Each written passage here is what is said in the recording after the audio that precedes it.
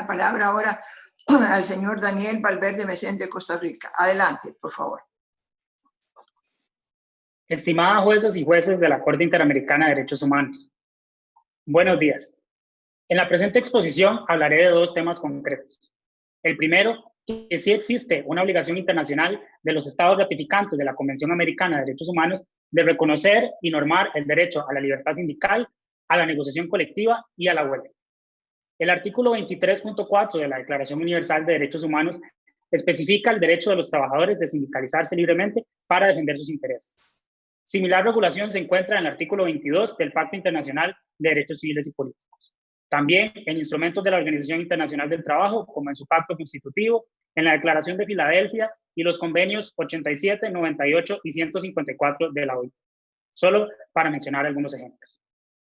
Aunque la Convención Americana sobre Derechos Humanos no menciona de manera expresa el derecho de conformar sindicatos, sí establece el derecho de asociarse libremente para fines laborales, lo que invariablemente incluye a las organizaciones sindicales y sus derechos asociados.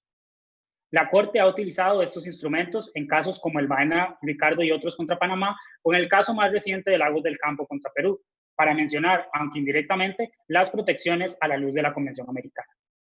Tomando en cuenta este acervo normativo y jurisprudencial, podemos concluir lo siguiente, que sí existe el derecho de conformar organizaciones sindicales, que estos establezcan su estructura interna, actividades y programas de acción, sin que exista injerencia de las autoridades públicas.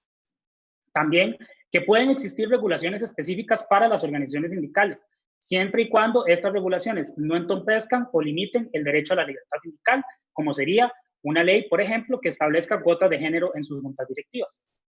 También que existe el derecho a participar o no de las organizaciones sindicales y también que existe el derecho de negociar colectivamente entre los sindicatos y los empleadores para mejorar sus condiciones de trabajo.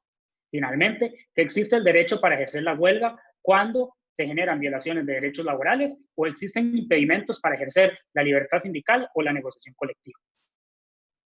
Ahora bien, como indicamos en el memorial presentado, es importante que esta Corte delimite los alcances y restricciones de estos derechos. Todos los países que tienen jurisdicción en esta Corte han regulado mediante leyes el desarrollo de la libertad sindical, de la negociación colectiva y de la huelga. En la conformación de sindicatos, por ejemplo, la misma ley establece ciertos requisitos o cuáles son las causales de disolución de los sindicatos y determinar si el procedimiento es administrativo o judicial.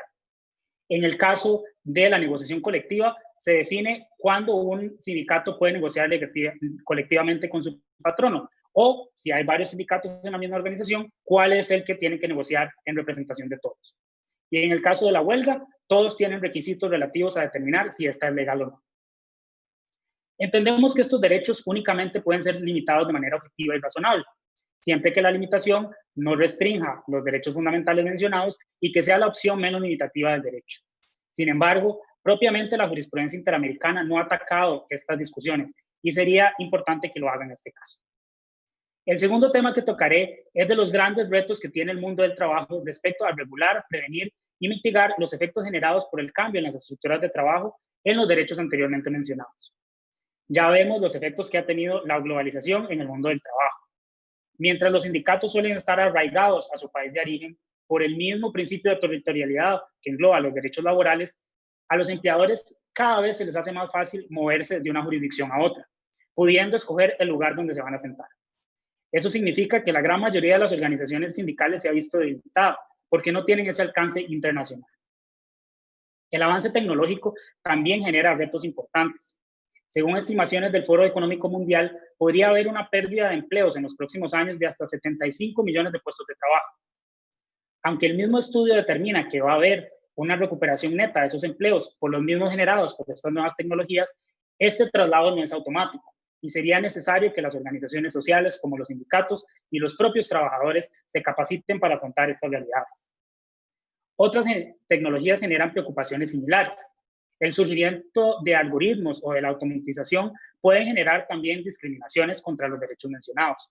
Por ejemplo, una inteligencia artificial aplicada a una empresa podría discriminar a una persona, dado que lo ha catalogado como un mal trabajador por el simple hecho de estar relacionado a organizaciones sindicales o inclusive por el simple hecho de ser mujer. Estas y otros retos impactarán invariablemente el disfrute de los derechos que se van a discutir en esta opinión consultiva, y sería trascendental que en el pronunciamiento que haga esta Corte se englobe una hoja de ruta para cómo proceder en estos procesos. Muchas gracias. Muchas gracias a usted.